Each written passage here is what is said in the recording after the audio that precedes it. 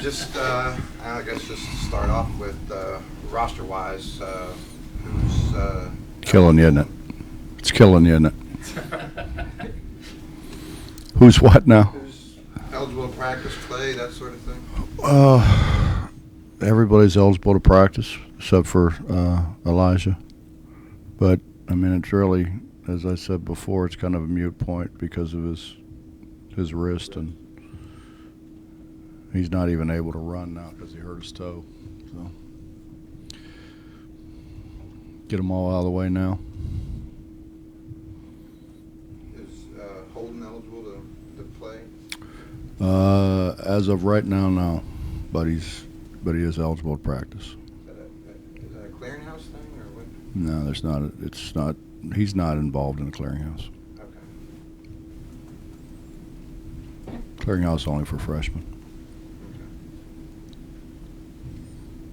Do you hope to have answers before the season starts, or could this drag out? I mean, I think that we'll have a final answer probably at the end of the week, I would guess. That's a guess.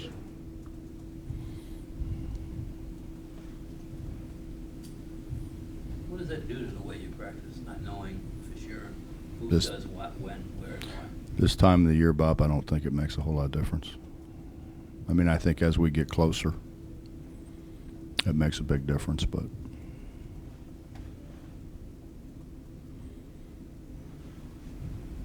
Are you still waiting on any kind of ruling with Elijah, or is that finalized now?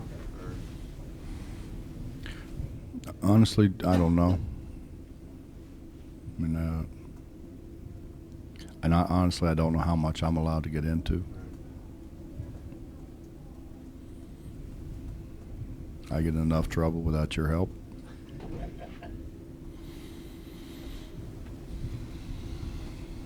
Is it safe to say, Bob, that regardless of the reason, he's probably not going to play this year? I think, yeah, I would, yeah, I think it'd be weighed more that way than the other way.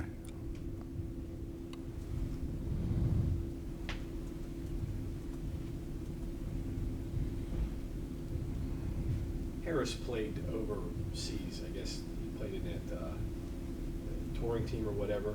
Have you seen any difference in him from then to now? Well, he and Terry both did. Actually, Terry, and Gary all did. I think the biggest difference with both of those guys is their physical strength.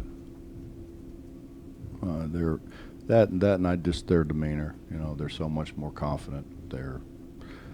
They know what they're doing. They know what's expected of them. You know, they're not running around, kind of wondering what they're supposed to do. And they both have done a really good job of trying to help the younger guys.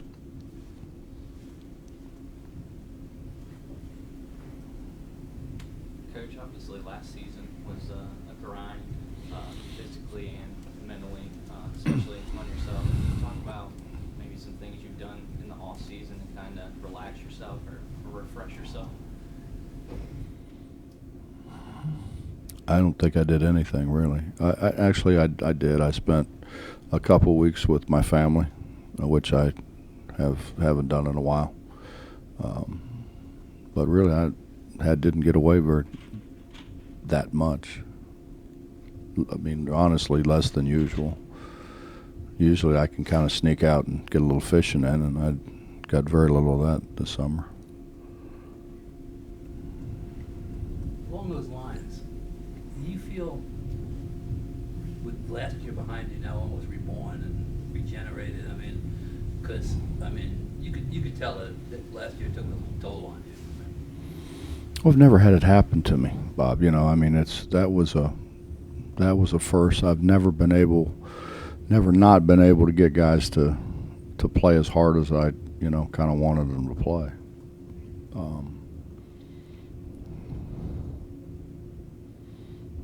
And I mean, obviously we had some deficiencies. You know, we went into a entirely different league in terms of style of play, in terms of officiating, and in terms of travel and everything else, and we didn't. We weren't very prepared for it, quite frankly.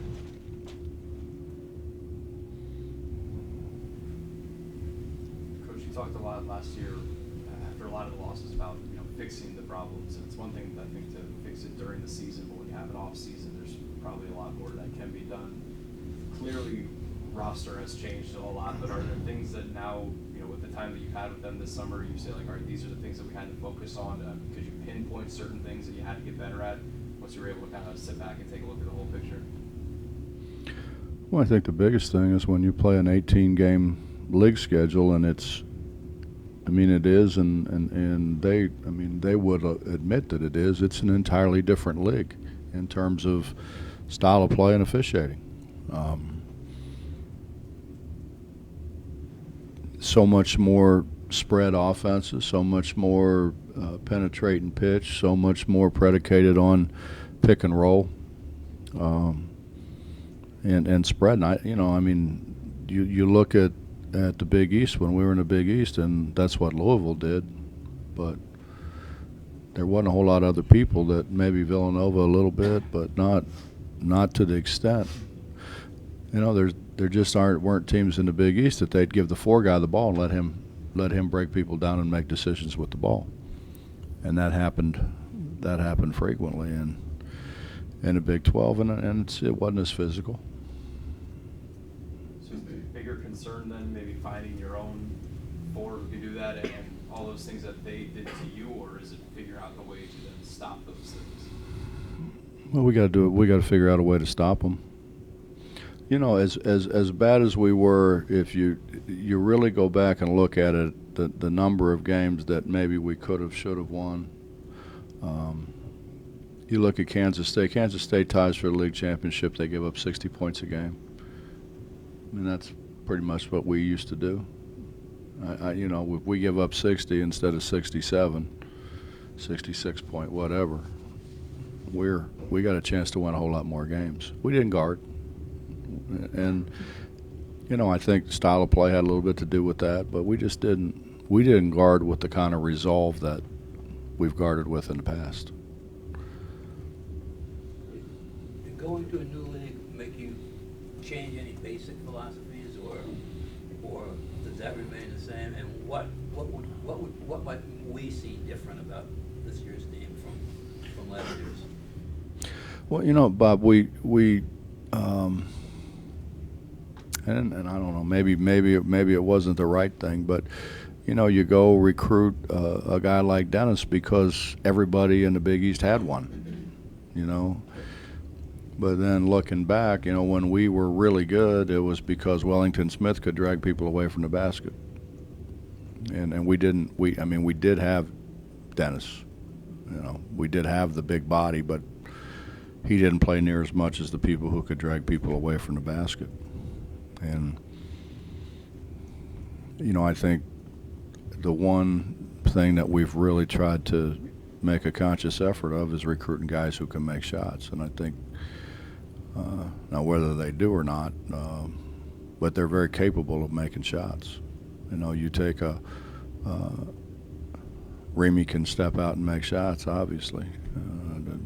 Nate can step out and make shots. Devin Williams is not going to stretch it to three, but Devin can step out and make shots.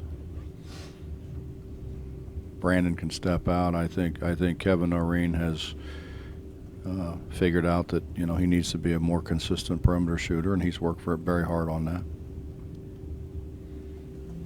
So Bob, those guys that you have recruited essentially to drag people away from the basket, do they help you solve the other side of the equation, which you've said is the fact that you guys wouldn't guard?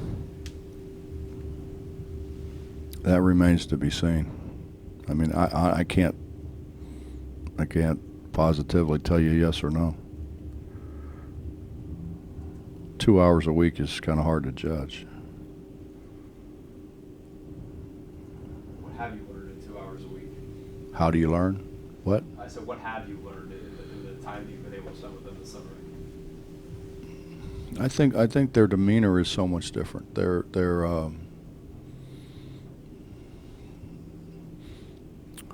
their enthusiasm, I think.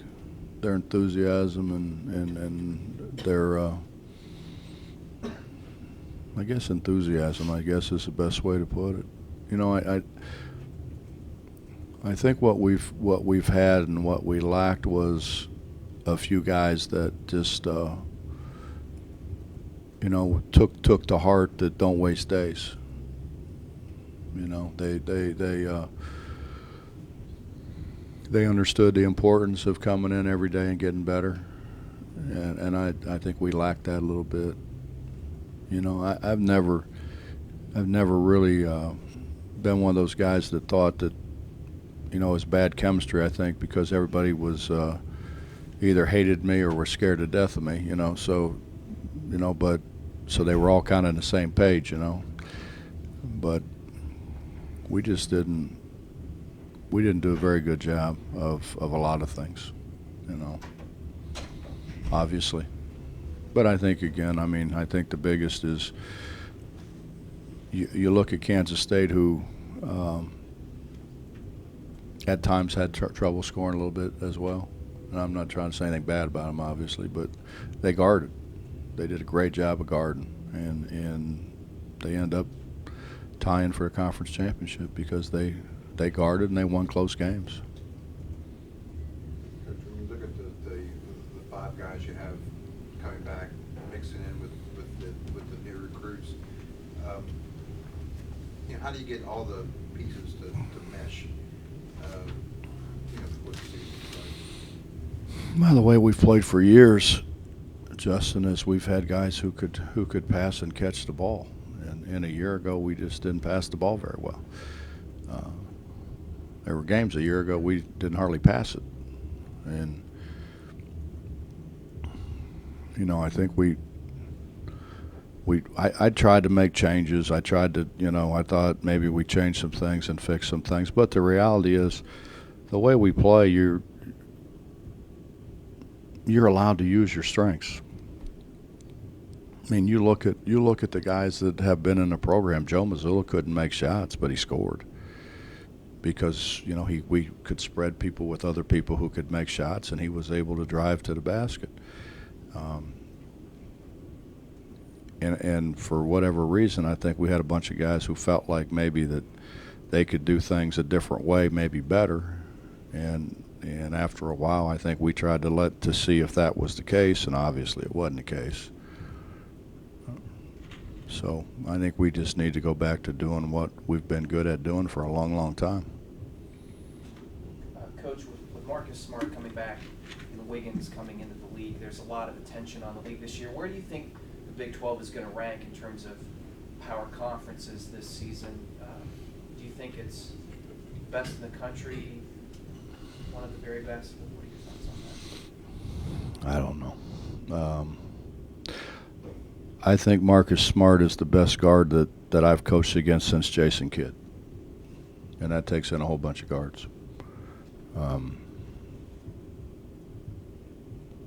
And he's a lot like Jason. It's just his will to win, his will to he wills other people to win.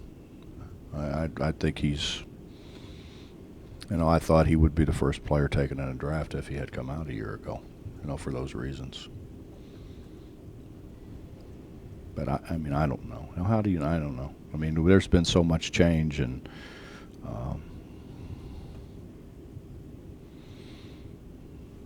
I mean, I think people think now the ACC is a whole lot better. You know, it remains to be seen. It'll all play out. What have you seen out of those newcomers so far? What do you expect out of those guys? They can make shots.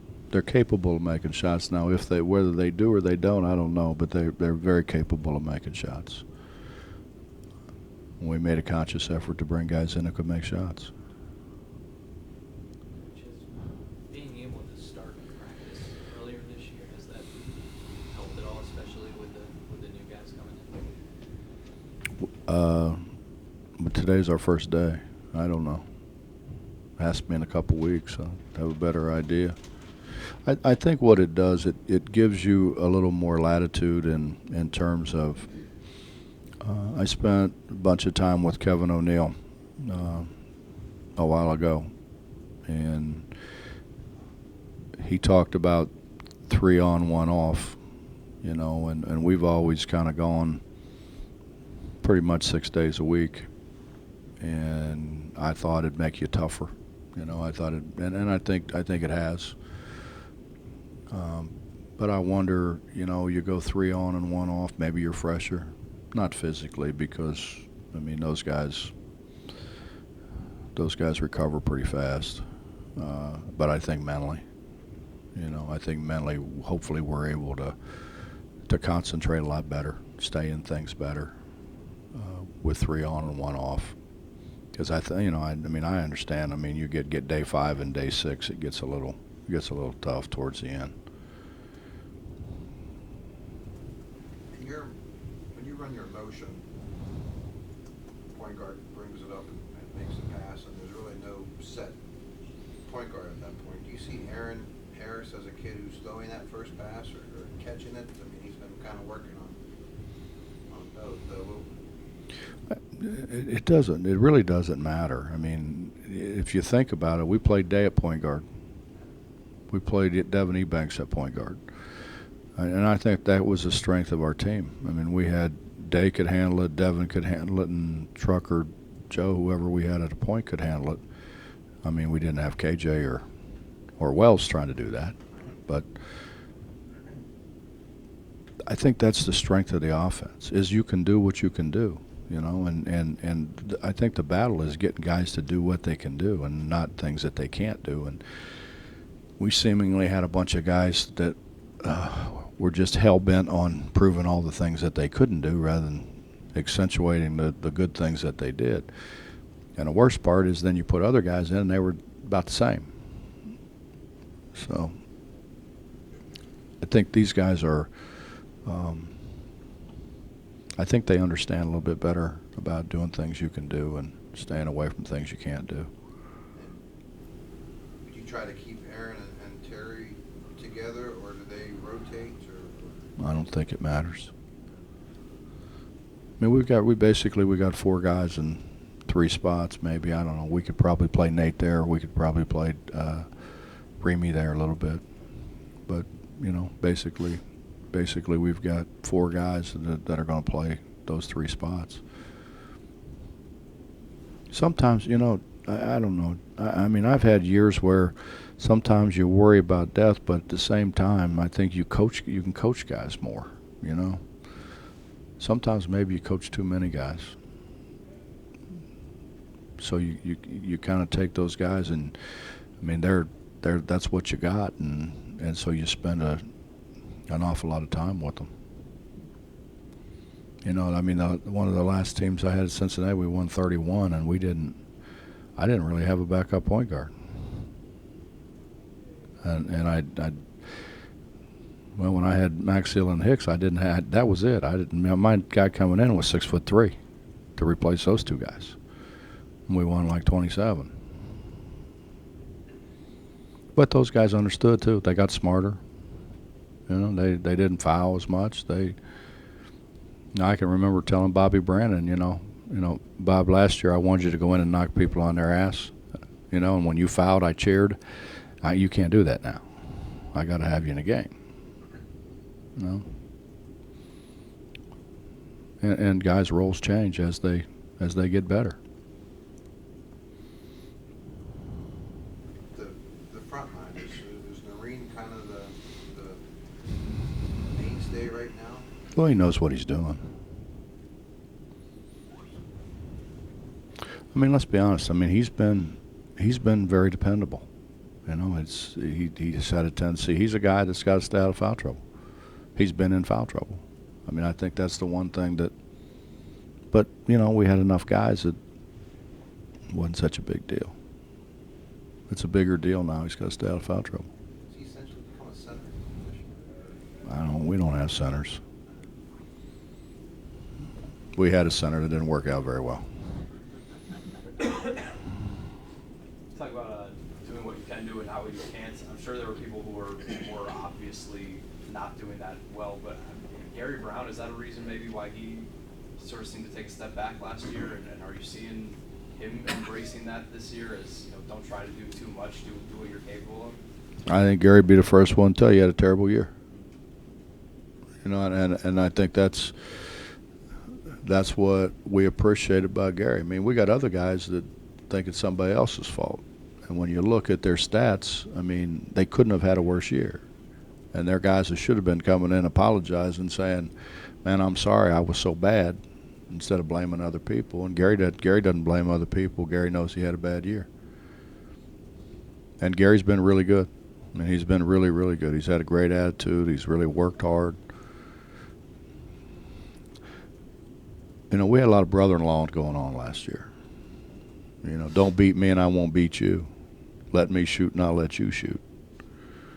You know, it's kind of like the noon hour games that Coach Ford's so proud of talking about, you know.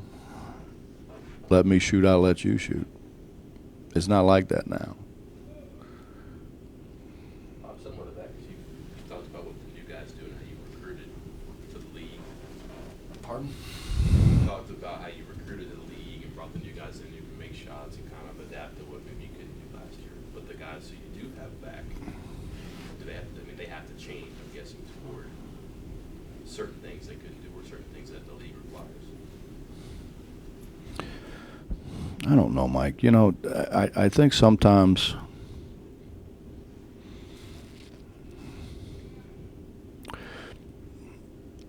I can remember people saying after Danny Fortson went to the NBA that we were harder to guard because we had so many guys who could score.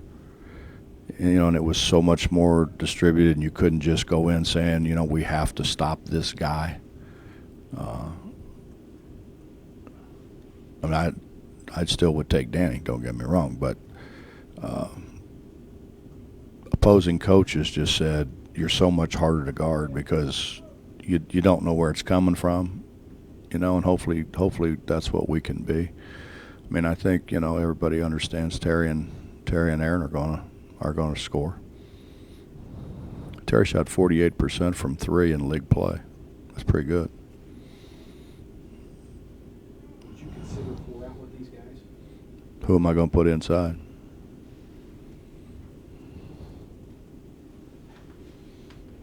So you'll consider 5 out. I would say we don't have much of a choice. Coach, you mentioned, oh, I'm sorry. No, you're good. You mentioned Elijah's had some injury issues. Any other injury issues that you're seeing right now with the guys that may be a concern? I don't think so. I mean, you know, we've had some ankles and those kind of things, but no, we're good. Elijah, I mean, I'm hoping it doesn't end up being turf toe because that takes a long time. But it's kind of what he did. The schedule, specifically start times, it seemed like you guys caught some breaks, and it seems like they listened to some of the recommendations the school was making as far as, especially the early January games, getting 2 on the road. Well, I think contrary to what some people think, I think the start times were more of them trying to help us than it was we didn't deserve to be on ESPN. I don't think anybody pays any attention anymore, whether it's ESPN, ESPN2, or ESPNU. I mean, it's what game do you want to watch? You know. So I mean, I don't think it's that at all. I think they listen. I mean, it's obvious it hurt our crowds. 9 o'clock starts really hurt our crowds. 9 o'clock starts on a weekday when you're coming from Charleston, and if you're coming from Logan or Matewan or Williamson or Harper's Ferry, it's hard. Man, it's hard.